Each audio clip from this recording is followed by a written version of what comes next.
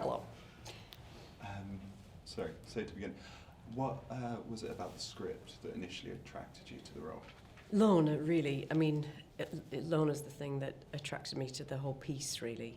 And the script was such a wonderful ensemble. It was such an odd, but very realistic. Odd only, I think, because we don't see it in film a lot, but very realistic telling of lots of people, lots of different people's lives, and of people wanting to do better. Everyone shares this commonality is the willingness to walk through life as best you can. They're all a little lost in the beginning, but certainly I think their sense of purpose becomes more and more clear for each character toward the end, which I loved about the script. And how would you describe Alice? Because she's a very strong woman who's stuck in a very tough situation. You know, she's almost ignored, and you know, people refer to her as lonely. And you know, how would you describe her? And sort of, I think very in touch with the reality of the world's woes, which sounds really depressing. She's actually very positive, upbeat, quite dry, very funny woman. But she certainly sees all that's around her.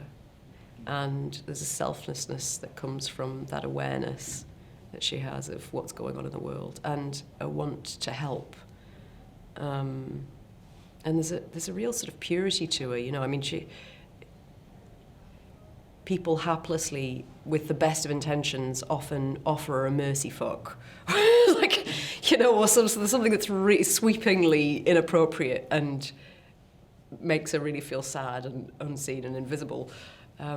Yet she knows that it's coming from a good place. She knows that every action is generally well-intentioned. I think that's actually, being in touch with that reality, that's far more realistic than it is fairy tale.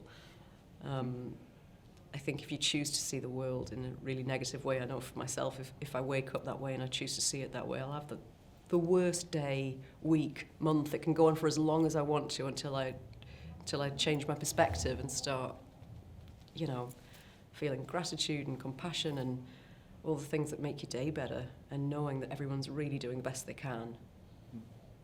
And I read in an interview that sort of, if you see a woman is directing a film, it goes to sort of the top of the pile of films that you want to work For now. Now. Hopefully that won't always need to be the case, but for now. And sort of, was that sort of, you mentioned that it was Lena that you wanted to work with. Sort of, what is it sort of, do you feel there is slowly a change occurring in terms of voices being heard and the characters being represented on screen? I didn't work with Lorna because of a gender. I worked with Lorna because she's an incredible filmmaker and has an understanding and grace in terms of how she executes, you know, filmmaking.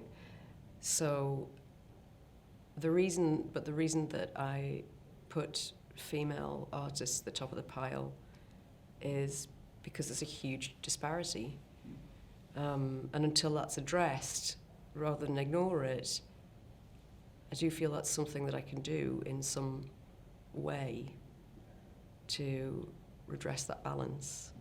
Yeah. And in terms of your character, was it a dialogue you had with Lena about where you both want to take the character or sort of input? Was it a sort of quite a two-way dialogue, or was it very much what was on the page you were working with? Neither of those. Neither of those. And I think it's rarely either of those. You know, some of the best experiences I've had are with directors where there's an implicit trust, or where that's your complicity, where you trust one another, and it's from there you feel kind of like you can do anything, I think. And certainly I had that dynamic with Lorne, and I feel like a lot of people in the cast did.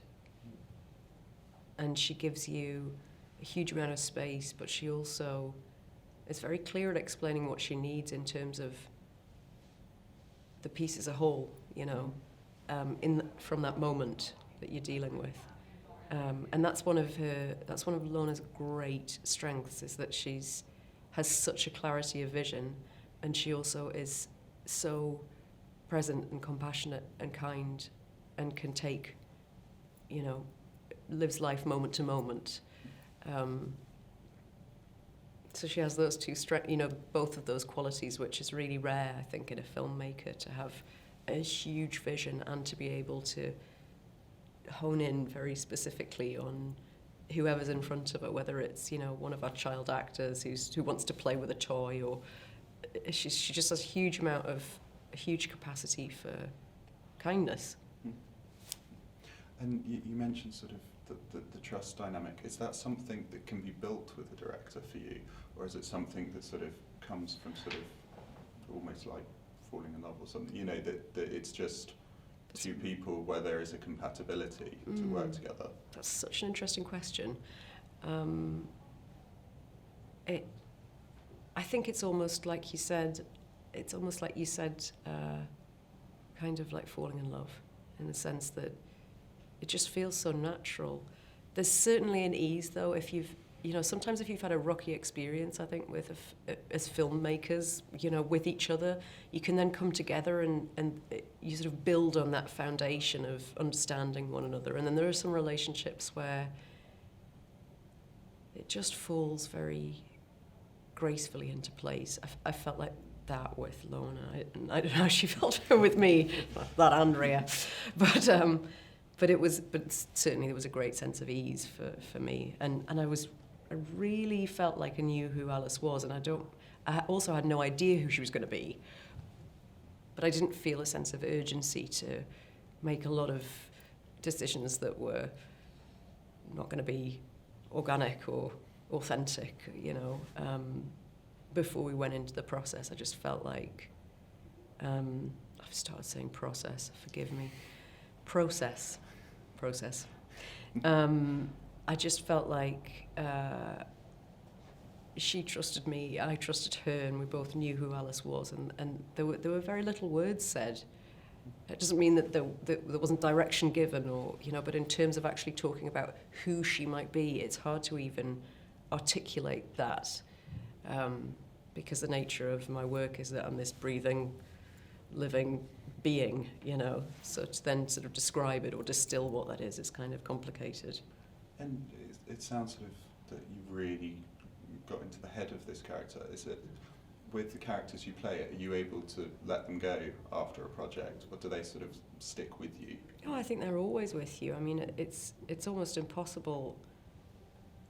You know, one of the ones I'd love to have not stuck with me is Margaret Thatcher, but it's almost impossible once you've spent so much time seeing the world through their lens, as it were, to then put that down. And then there is certain superficial things like mannerisms, physical mannerisms. Those things are really difficult sometimes to put down. And Thatcher is a perfect example of that, or Wallace Simpson, with with a really extremely, just very different physical presence to your own. I think that's tricky sometimes. That's brilliant. Thank you So much. Nice to see you. Thank you. Have a good one.